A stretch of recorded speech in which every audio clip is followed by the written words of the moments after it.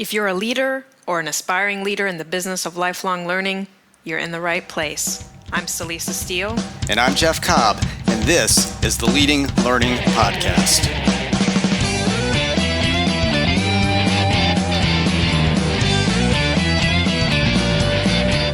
Hello, and welcome to episode 95 of the Leading Learning Podcast. In this episode, we talk with LaTrease Garrison, Executive Vice President of the Education Division at the American Chemical Society. Before we turn to the interview with LaTrease, though, we want to thank your membership, the podcast sponsor for the third quarter of 2017. Your membership's learning management system is specifically designed for professional education with a highly flexible and intuitive system that customizes the learning experience. Your membership's LMS integrates with key systems to manage all of your content formats in one central location while providing powerful tools to create and deliver assessments, evaluations, and learning communities. You can find out more about your membership at yourmembership.com. For the resource for this episode, we're going to draw on something that LaTrease mentions in her interview, namely Adventures in Chemistry, which is an initiative from the American Chemical Society. If you have kids in your life, kids of your own, nieces, nephews, kids of friends, then Adventures in Chemistry will be a fun site to visit. It helps explain to kids some of the core concepts of chemistry. But I also think that it's interesting to look at this as a different type of learning initiative, one that's a little bit different than what a lot of the trade and professional associations we see are putting out there, but one that I think has potential for a lot of other trade and professional associations, that idea of kind of building more knowledge, more familiarity with the profession or the field or the industry that you serve. I think that's a really interesting initiative. ACS is always up to interesting things in my experience, and LaTrease, of course, is a driver behind that. I always enjoy talking with her. I'm sure you enjoy talking with her. So what did you cover in this interview? Well, we covered a range of things. I think one thing that I'll note is that she serves as the Executive Vice President of the Education Division at ACS, as you mentioned, Jeff, but that means that she oversees both professional education and also the Education Division. So both the learning that they're putting out there to support educators in teaching chemistry, and then also what they're doing to support the professional development of chemists. So I think it's really nice to see, get a look at an organization where it's managing sort of both those types of education. Also, she's relatively new in the executive vice president role, but she's been at ACS for a long time. So it was interesting to talk with her about kind of her development and her evolution that ultimately led to her serving as executive vice president. And then she's just, in general, a savvy observer of not only kind of the chemistry world, but just the learning and development world as well. And so talk to her as well about, some of the current struggles and opportunities that exist out there for organizations that are in the lifelong learning business. Well, LaTrease is always very thoughtful, always has a great perspective to listen to. So I'm looking forward to this interview. And without further ado, let's go ahead and roll it for our listeners.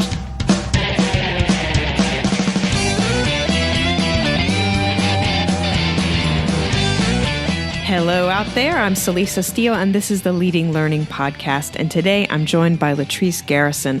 LaTrease is the Executive Vice President of the Education Division at the American Chemical Society, and as such, she's responsible for professional development and education there. LaTrease, thanks for taking time for the Leading Learning Podcast. Thank you, Celisa. I'm happy to be here. And so since I offered only a very brief introduction, would you start us off by saying a bit more about the American Chemical Society and your role there? Sure. So the American Chemical Society is a nonprofit organization and the home for chemical scientists worldwide. We have 157,000 members. Our members are engaged in sharing scientific research, knowledge, educational opportunities. We have journals for our members. We also have technical divisions that our members belong to. The technical divisions are from varying specialty areas within chemistry. We also have ACS local sections, which are in comparison to ACS local chapters. We have student chapters. We have international chemical sciences chapters, as well as international student chapters. So we are a growing and thriving organization who seeks to be the professional home for all chemical scientists. Here at ACS for myself, I'm heading up the education division, as you mentioned. we focus on learning from K to Gray is what we call it. We have programs, products, and services to meet the needs of all individuals who are either interested in chemistry or already working in the chemistry sector. We do provide professional development for faculty, for teachers, and also for industrial employees as well. We do a lot of outreach. So we do visit local schools and we provide hands-on activities to help students to become interested in chemistry or other STEM fields. We do try to partner with major organizations who also offer hands-on activities for students to ensure that we're looking at chemistry from a multidisciplinary aspect. Well, wow. So it sounds like you've got a big group of learners that you're trying to serve. Yes. And so I know that at the time that you took over as executive vice president of the education division at ACS, there was also a little bit of a reorganization, and the professional education group merged with the education division. And I was hoping to get you to talk a little bit about what drove that decision to merge PD with education. Okay, excellent. Yes. So many years ago, the professional education group was actually housed in the education division. So when I started working here in 92, that was the home for the ProEd group. It contained offerings related to short courses. There was a continuing education group, and then that eventually rolled up into the professional education group. So technically, ProEd has come back home. Okay. When you look at the current landscape of the education division, because we have many programs that actually promote the concept of continuous learning as well as continuing education, it really makes for a perfect home for the ProEd group. When I think about the faculty development offerings that we have, as well as the teacher training and other things that assist educators with developing and growing their skills in the teaching and learning space, I really feel that the ProEd group is now going to be a more valuable asset to ACS by being positioned within the education division. I think also when you think about the ProEd group, because the courses mainly are here to help our industrial chemists to build upon their skill sets in specific areas, we now are covering the broad spectrum of chemical scientists, regardless of where they work within the industry.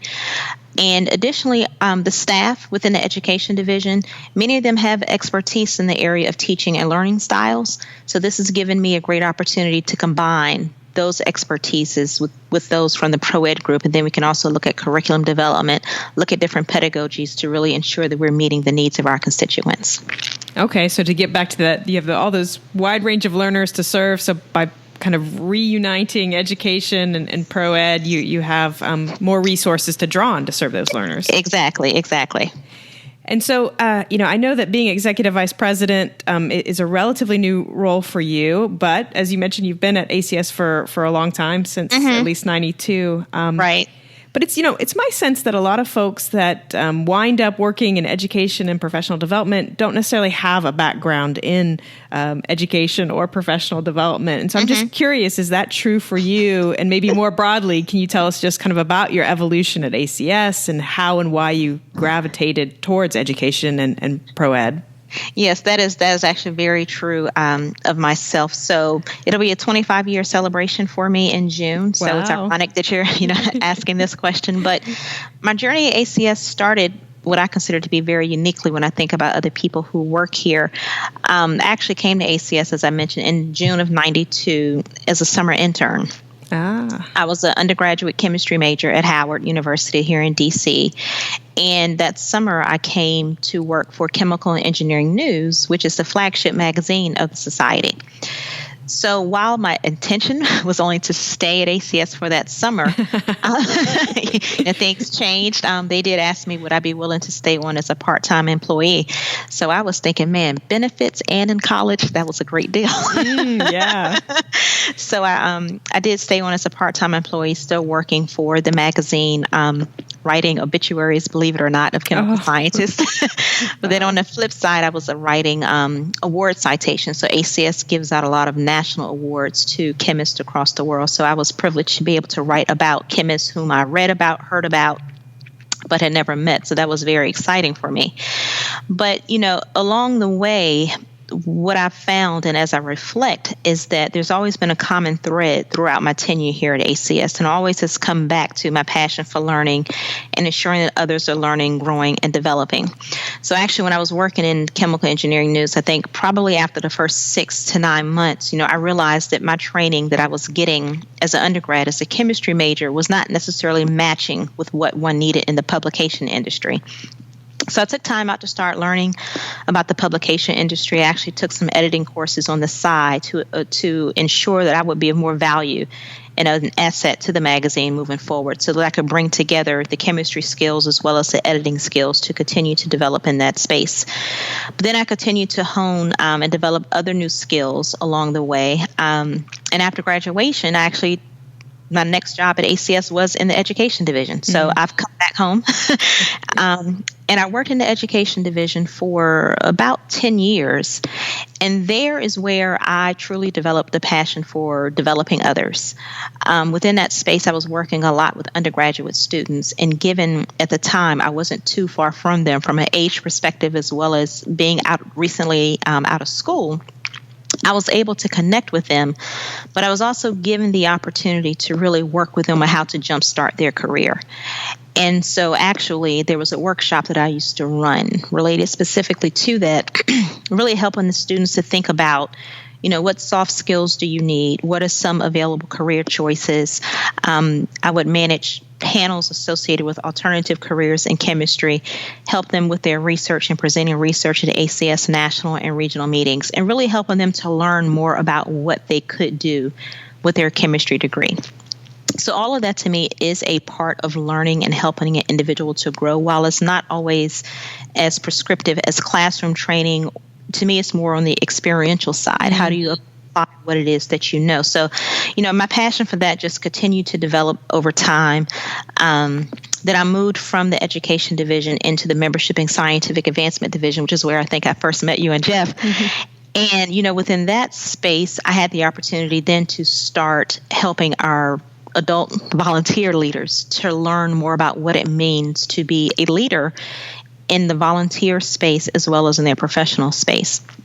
So I was actively engaged in the developing and the facilitation of our volunteer leader training, specifically helping our local chapter leaders to learn how to manage a chapter, even looking at their finances, things that each officer should be doing.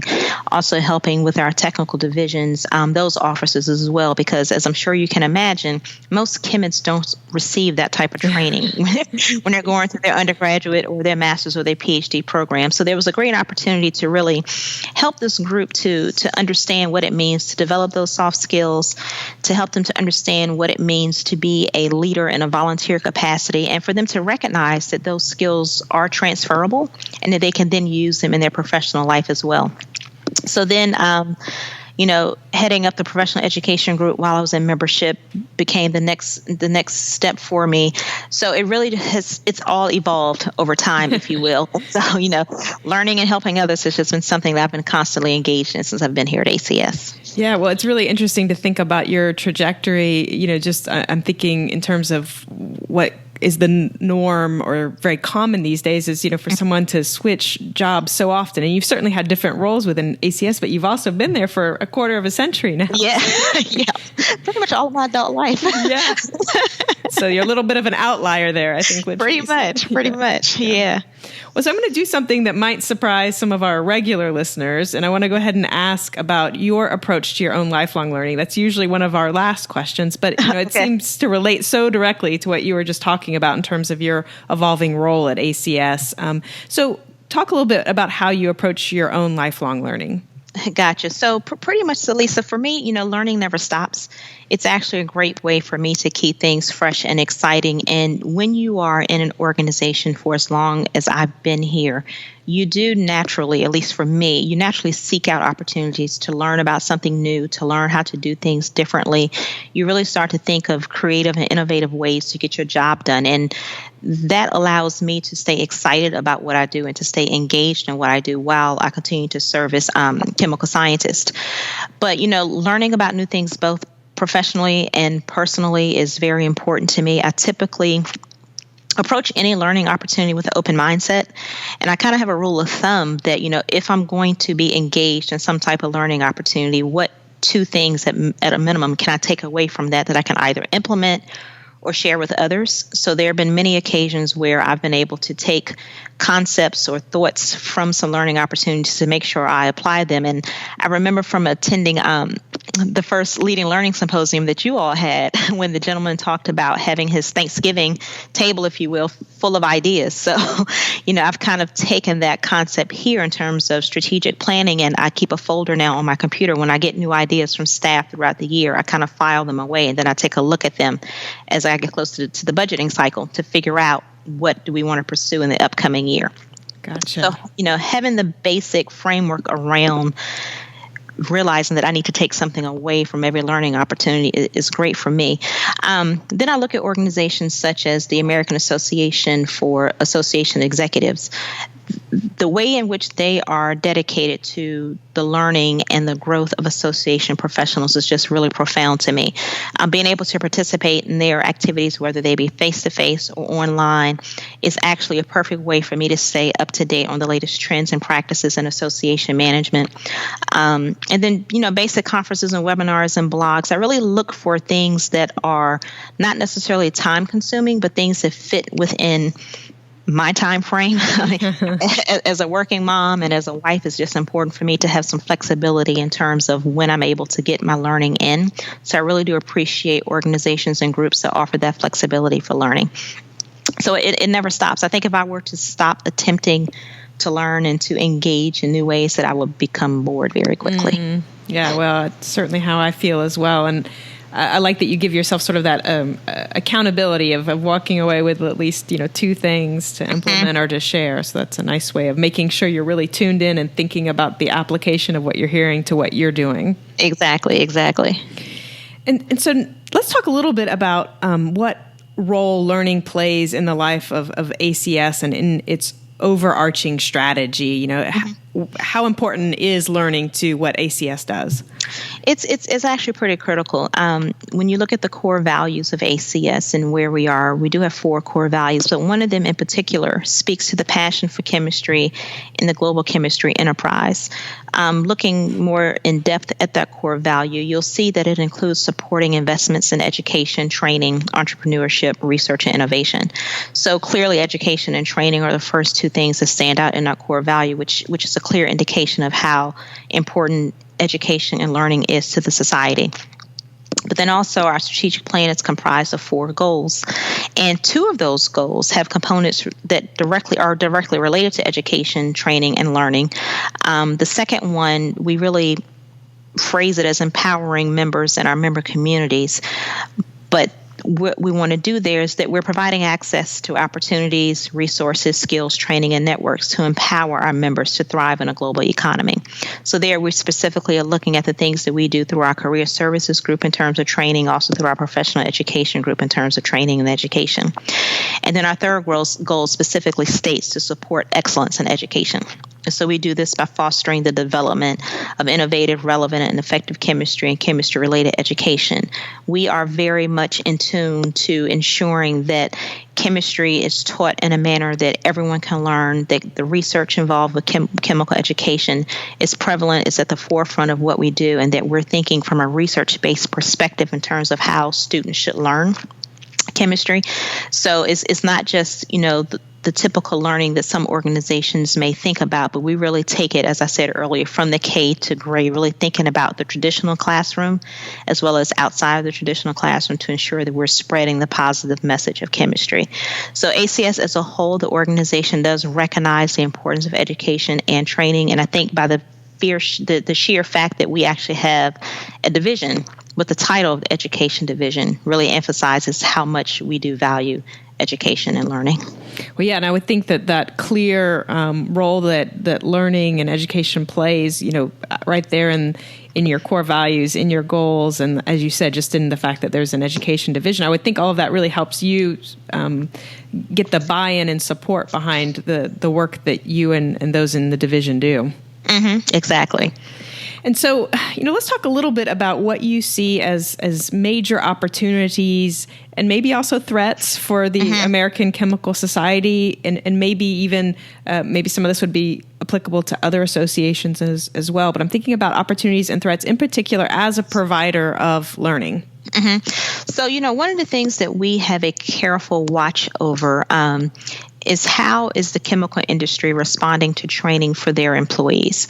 So our professional education group, really our target audience was industrial employees, but as we're seeing new instrumentation coming out, new ways of doing certain research or new techniques within the laboratories, there are other agencies and other groups that are providing that training. So, of course, there's some competition that we're trying to not necessarily compete with, but we're just trying to watch what they're doing and to really figure out what now is the right positioning for ACS in terms of training.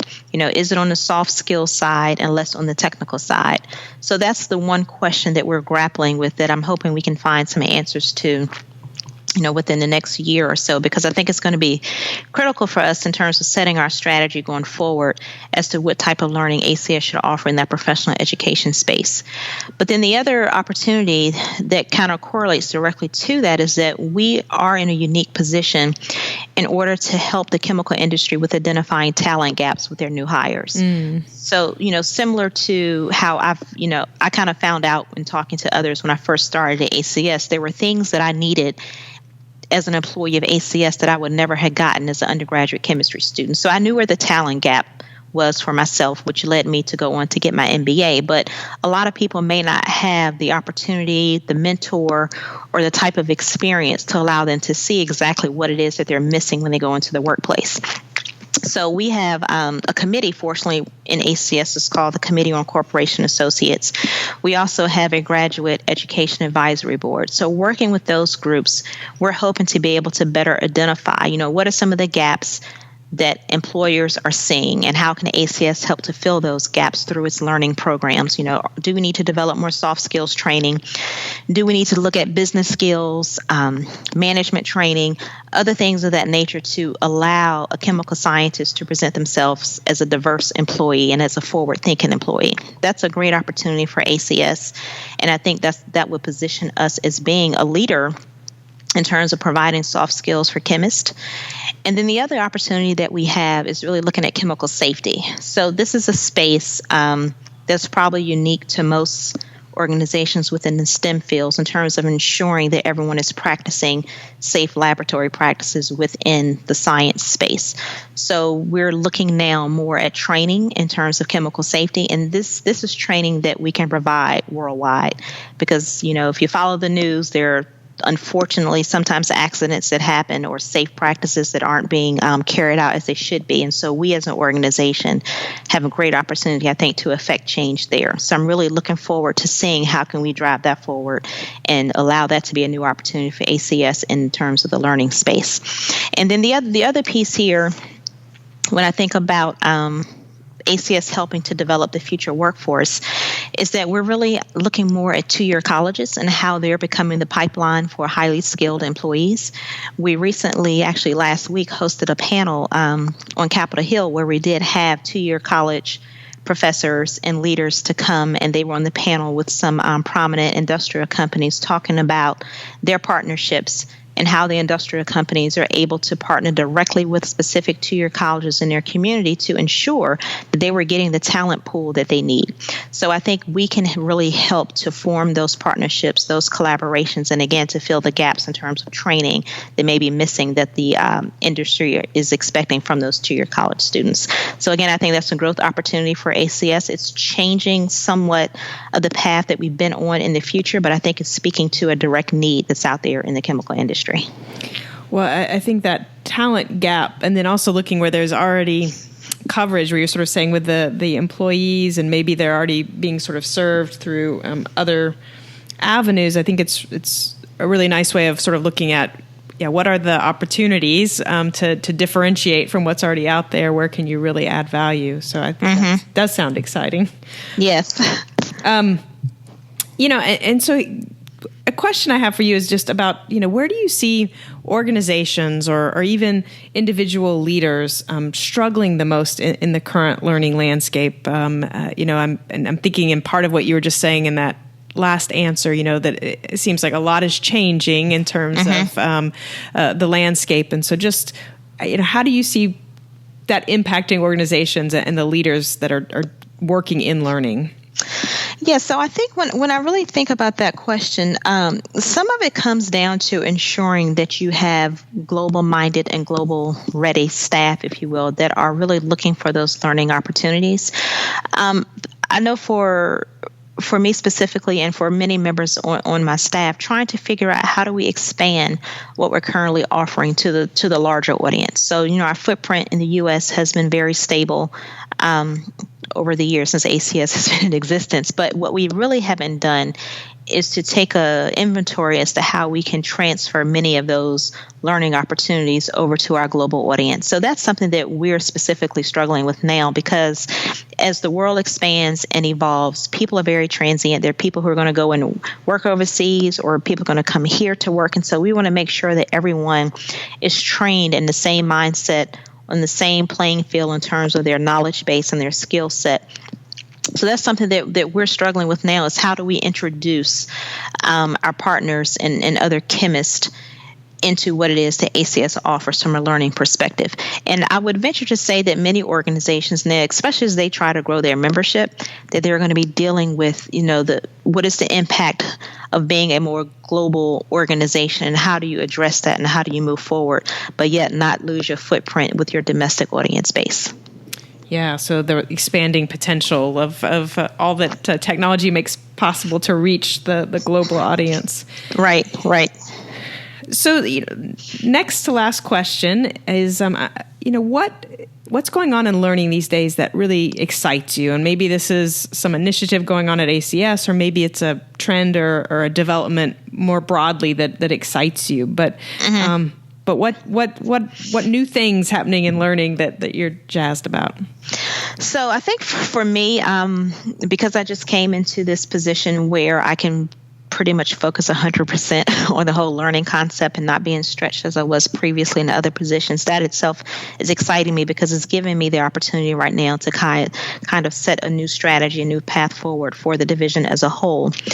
But, as I look at the educators who currently experience our training, as well as the industrial chemists who come to us to build their skill set, I'm really pleased with the services that we're able to provide. Watching the expressions on the faces of the individuals who participate in a lot of our learning opportunities is very rewarding, especially when we have teachers who are teaching in grades K to 12 and they participate in a faculty development or a teacher training type of activity, and they start to reflect on how much greater their students are going to benefit from what it is that they've learned.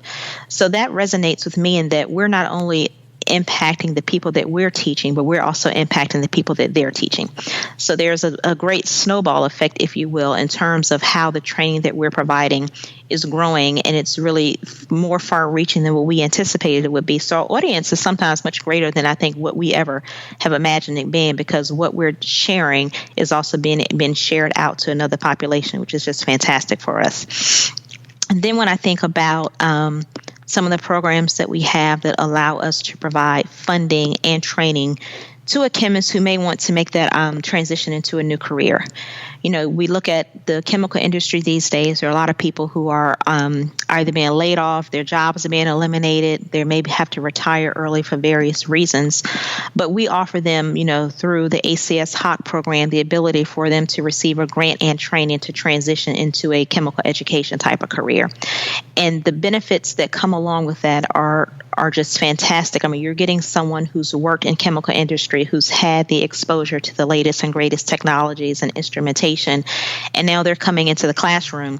We've trained them how to come and communicate the skills that they have, the science that they've learned, but in a classroom setting. So they're able to give the students real life experiences of what it means to be an industrial chemist, and hopefully are opening their eyes to all the great things that chemistry can do.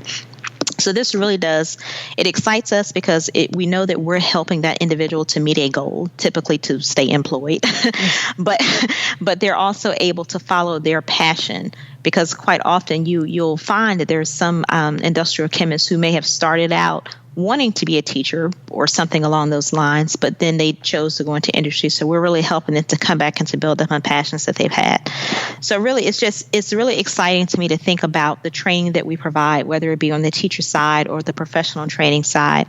Both of those really help us to see the opportunities that are out there and how we're helping people to advance in their career. So that's just really exciting to me, to see people to advance and be able to share the love of the science.